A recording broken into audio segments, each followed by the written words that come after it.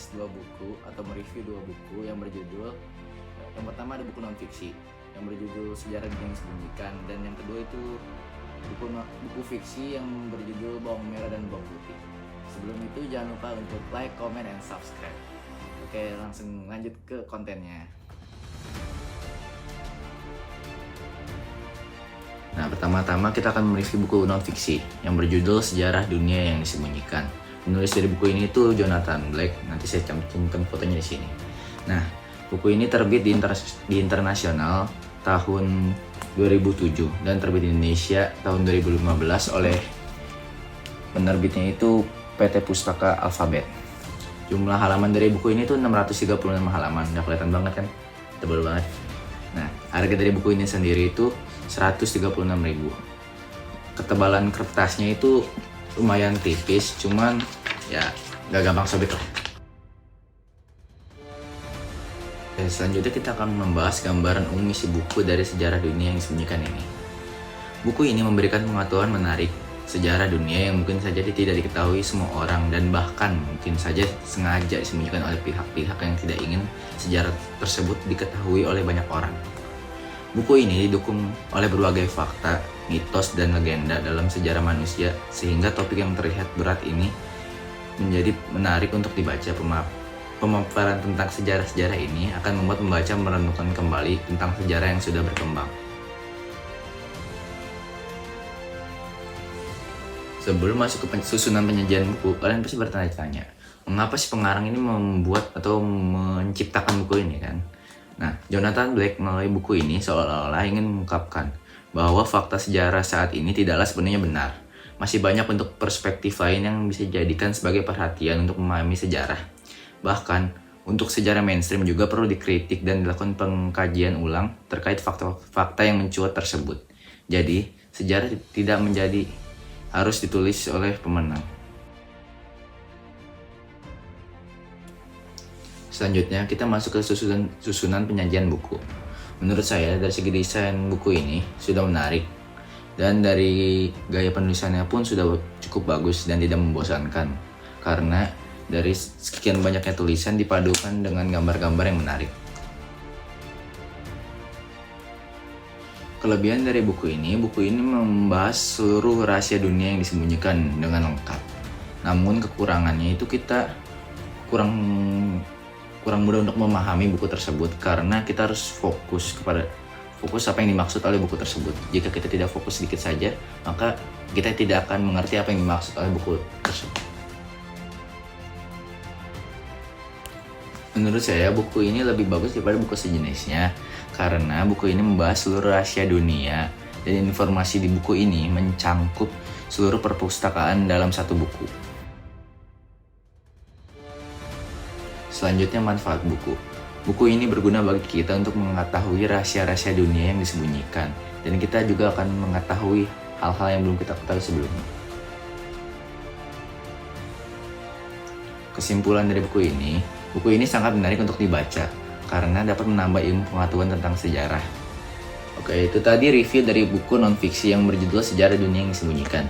Dari buku non-fiksi kita beralih ke buku fiksi. Buku ini berjudul Bawang Merah dan Bawang Putih. Buku ini ditulis oleh Tira Ikra Negara dan diterbitkan oleh CV2 Media pada tahun 2015. Jumlah halaman pada buku ini itu berjumlah 128 halaman. Harga dari buku ini itu 16 ribuan, tergantung dari tokonya masing-masing, toko terdekat dari rumah kalian. Nah, kualitas dari buku ini tuh agak tipis ya, cepat sobek menurut saya.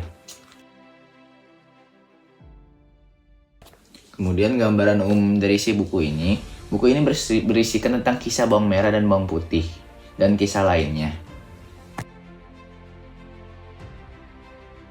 Tujuan dari pengarang menciptakan buku ini itu untuk membantu para orang tua yang ingin berkomunikasi dengan anak-anaknya secara intens.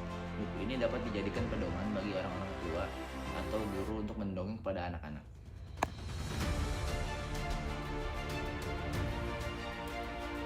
Selanjutnya saya akan mereview unsur karya sastra dari buku tersebut.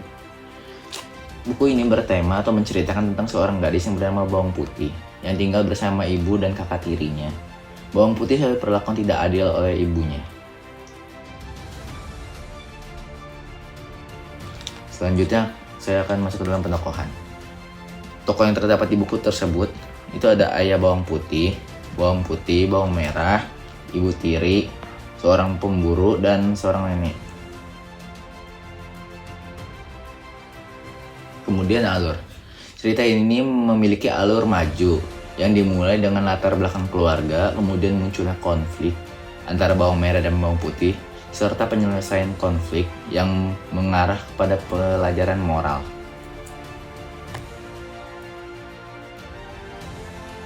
Kemudian latar dari cerita tersebut berlatar di rumah bawang putih yang terletak di sebuah desa dan di sungai yang berada di desa tersebut. Kemudian sudut pandang dari buku tersebut tuh sudut pandang orang ketiga. Kemudian gaya bahasa yang dipakai, cerita ini menggunakan gaya bahasa hiperbola dan bahasa sehari-hari.